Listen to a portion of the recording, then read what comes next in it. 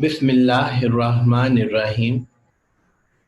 अजीज तलबा, हम मीर दर्द की गज़ल नंबर 2 पढ़ रहे हैं। शेर नंबर 4 है।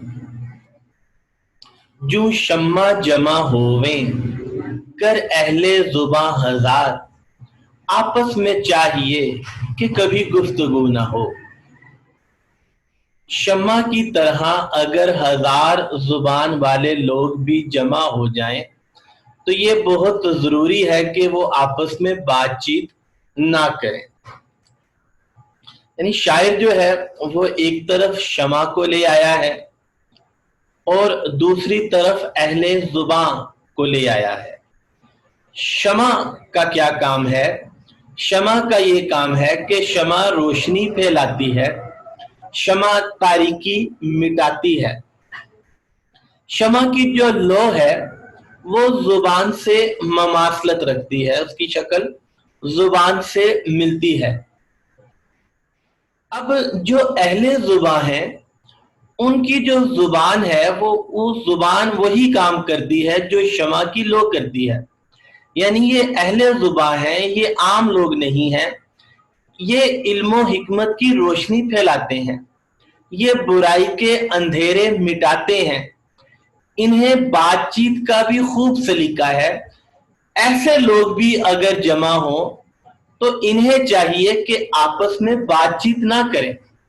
अब सोचने की बात है कि इतने नेक लोग हैं और इन्हें बात का सलीका भी है, तो आखिर ये गुफ्तगू क्यों ना करें?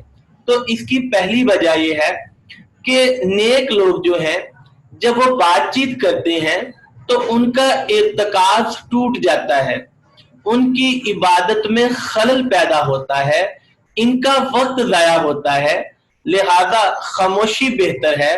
तो मीर दर्द का ऐसे लोगों का मशवरा है कि उन्हें खामोशी इख्तियार करनी चाहिए।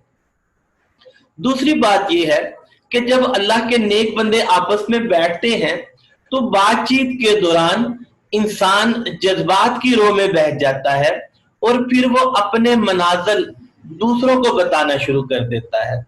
ऐसा करने से इंसान हसद का निशाना बन सकता है, ऐसा करने से इंसान किसी साजिश का शिकार हो सकता है। देखें, सीपी के पास जो है वो मोती होता है, लेकिन वो किसी को बताती नहीं कि मेरे पास मोती है। अगर वो बताए तो वो मोती से महरूम हो जाए। तो जो अल्लाह के नेक बंदे हैं उन्हें भी ये चाहिए कि वो खामोश रहें, बातचीत ना करें, वरना वो किसी के हसद का निशाना बन सकते हैं। तीसरी बात यह है कि बाज़ औक़ात जो है अल्लाह के नेक बंदे अहले ज़ुबान ये ऐसी बात कर सकते हैं कि जो आला दर्जे की बात है और जो सुनने वाले हैं वो उस ज़हनी सतह का नहीं होता। इस तरह से बात को गलत समझा जाता है, इस तरह से आप खुद भी गलत फहमी का शिकार हो सकते हैं क्योंकि आपकी बात दूसरों को समझ नहीं आ रही। जैसे मंसूर जो था उसकी बात लोगों को समझ में नहीं आई और उनकी जो ये बात थी वो बात जो थी उनको दार तक ले गई, सूली तक ले गई और यहां तक कि उनकी जिंदगी ही खत्म हो गई। तो आपकी जो बात है वो दूसरों को हो सकता है समझ ना आए, बेहतर यह है कि खामोशी इख्तियार की जाए क्योंकि आपकी बात जो है वो आला सतह की है और सुनने वाला वो ज़हनी सतह नहीं रखता। खासा दीगल आमा अगे नहीं मुनासब करनी, खासा दीगल आमा अगे नहीं मुनासब करनी, मिठी खीर पका मोहम्मद कुतिया अगे धरनी।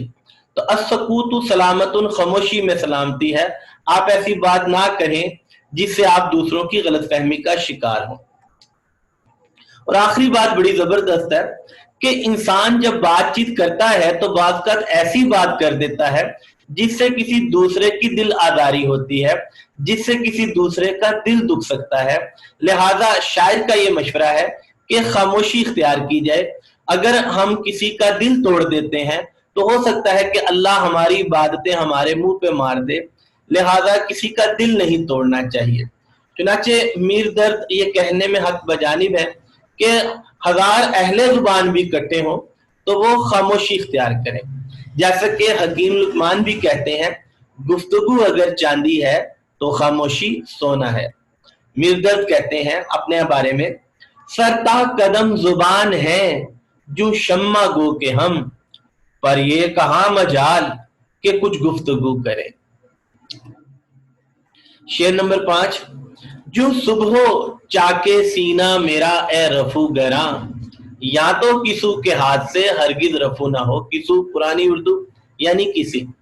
شاعر یہ فرماتے ہیں کہ اے رفو گرو، میرا سینہ صبح کی مانند پھٹا ہوا ہے، چاکے سینہ پھٹا ہوا ہے، زخمی ہے، اور میرے زخمی سینے کو ہر کسی کو رفو جو ہے کرنا ممکن نہیں، ہر کسی کے بس کی بات نہیں کہ میرے سینے کو رفو کر دے، اس کو سی دے۔ تو شاعر بات کرتے ہیں کہ صبح کی طرح میرا جو سینہ ہے وہ چاک ہو چکا ہے، اور یہ کسی کے ہاتھ سے رفو نہیں ہو سکتا، میرے سینے کے زخم کسی کے ہاتھ سے نہیں سیے جا سکتے۔ تو جب کوئی عاشق جو ہوتا ہے وہ عشق اختیار کرتا ہے تو اس کے سامنے محبوب کی بے رخی ہوتی ہے، اور محبوب کی بے رخی اس حد تک بڑھ جاتی ہے کہ عاشق جو ہوتا ہے وہ اپنا گریبان چاک کر دیتا ہے۔ گریبان چاک کرنا جو ہے یہ بے بسی کی علامت ہے، کیونکہ عاشق جو ہے اس کا حالات پہ کوئی بس نہیں چل رہا، لہذا اس نے اپنے گریبان کو چاک کر دیا۔ دوسری بات یہ ہے کہ عاشق جو ہے اس کی عقل رخصت ہو گئی ہے، عقل مند آدمی گریبان چاک نہیں کرتا، عاشق پر ایک جنون کی کیفیت، ایک دیوانگی کی کیفیت آ گئی، لہذا اس نے گریبان کو چاک کر دیا۔ لیکن اگر ہم اس شعر پہ غور کریں تو ہمیں یہ پتا چلتا ہے کہ شاعر جو ہے انہوں نے اپنے کپڑے کے گریبان کو چاک نہیں کیا، انہوں نے اپنے سینے کو لہو لہان کیا، انہوں نے اپنے سینے کو نوچ نوچ کر اس کو زخمی کر دیا۔ تو شاعر جو ہے وہ رفو گروں کو یہ کہتے ہیں کہ میرے زخموں کو سینا تمہارے بس کی بات نہیں ہے۔ اصل میں یہ رفو گر جو ہیں یہ ان کے دوست ہیں، یہ ان کے ہمدرد ہیں جو ان کو تسلی دیتے ہیں، جو ان کو دلاسا دیتے ہیں، لیکن شاعر کے جو دل ہے، جو سینہ ہے، اس کے زخموں کو مرہم دینا، اس کو سی دینا، یہ رفو گروں کے بس کی بات نہیں، کیونکہ جو عاشق ہوتا ہے اس کا علاج، اس کا مسیحا صرف محبوب ہی ہوتا ہے۔ جیسے غالب بھی فرماتے ہیں ابن مریم ہوا کرے کوئی، میرے دکھ کی دوا کرے کوئی۔ تو عاشق کا چارہ گر صرف محبوب ہوتا ہے، اور رفو گر جو ہیں وہ تسلی تو دے سکتے ہیں، دلاسا تو دے سکتے ہیں، لیکن وہ عاشق کے زخموں کو سی نہیں سکتے، عاشق کی زندگی میں بہار نہیں لا سکتے، عاشق کی زندگی میں خوشیاں نہیں لا سکتے، یہ صرف محبوب کے ہی ہاتھوں میں ہوتا ہے۔ لیکن جہاں تک اس شعر کے محبوب کی بات ہے تو محبوب جو ہے وہ ظلم کرنے میں ثانی نہیں رکھتا، تبھی تو عاشق کی کیفیت عام عاشقوں جیسی نہیں، وہ گریبان چاک نہیں کر رہے، اور وہ اپنا سینہ چاک کر چکے ہیں، اور وہ اپنے سینے کو زخمی کر چکے ہیں، کیونکہ ان کا محبوب جو ہے وہ ظلم کرنے میں کوئی کسر نہیں چھوڑ رہا۔ ایک میں دل ریش ہوں ویسا ہی دوست، ایک میں دل ریش زخمی دل ہوں ویسا ہی دوست، زخم کتنوں کے سنا ہے بھر چلے۔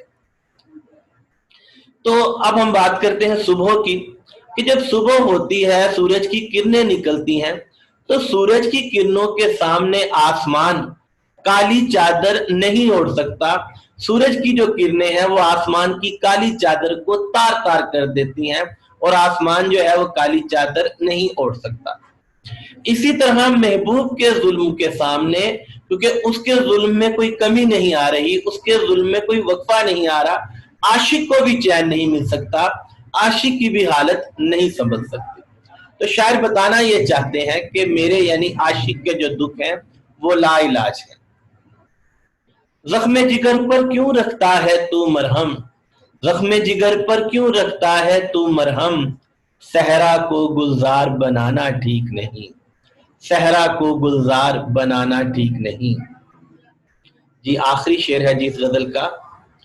ए दर्द जंग सूरत अगर इसमें जा करे, अहले सफा में आईनाए दिल को रू न हो। ए दर्द अगर दिल में जंग आ जाए, जंग अपनी जगह बना ले, तो अहले सफा यानी सूफिया का जो आईना दिल है वो रू ना हो, वो कामयाब नहीं हो सकता, उसको कामयाबी नहीं मिल सकती अगर दिल में जंग आ जाए। तो दिल में जंग कैसे आता है? नबी करीम सल्लल्लाहु अलैहि वसल्लम ने फरमाया कि जब इंसान एक गुनाह करता है तो उसके दिल पर एक स्याह धब्बा लग जाता है, वो गुनाह करता चला जाता है यहाँ तक कि दिल स्याह हो जाता है, फिर इंसान का दिल नेकी की तरफ माइल नहीं होता। तो अगर दिल में दुनिया की मोहब्बत आ जाए तो दुनिया जो दिल है वो जंग वाला हो जाता है, दिल जो है वो मैल वाला हो जाता है, और जो दिल है वो असल में आईने की तरह होता है। तो अगर सूफिया दुनिया में कामयाबी चाहते हैं तो उनको अपने दिल को जंग से बचाना होगा, उनको दुनिया के मामला से अपने आप को दूर रखना होगा। अगर वो अपने दिल को पाकीज़ा रखेंगे तभी उन्हें कामयाबी मिलेगी, तभी उनको इज्जत और मर्तबा मिलेगा। तो दिल की जो पाकीज़गी है वो बहुत जरूरी है। अला बिज़िक्रिल्लाहि तत्मइन्नुल कुलूब, दिलों को इत्मीनान अल्लाह के जिक्र से है। अल्लामा इकबाल फरमाते हैं, खिरद ने कह भी दिया ला इलाहा तो क्या हासिल। खिरद यानी अकल ने कह भी दिया ला इलाहा, अल्लाह के अलावा कोई इबादत के लायक नहीं। दिलो निगाह मुसलमान नहीं तो कुछ भी नहीं। दिल को मुसलमान होना चाहिए, दिल को पाकीज़ा होना चाहिए, दिल को जंग से बचना चाहिए, तो फिर इंसान जो है वो कामयाबी हासिल कर सकता है। ये आपका बहुत बहुत शुक्रिया।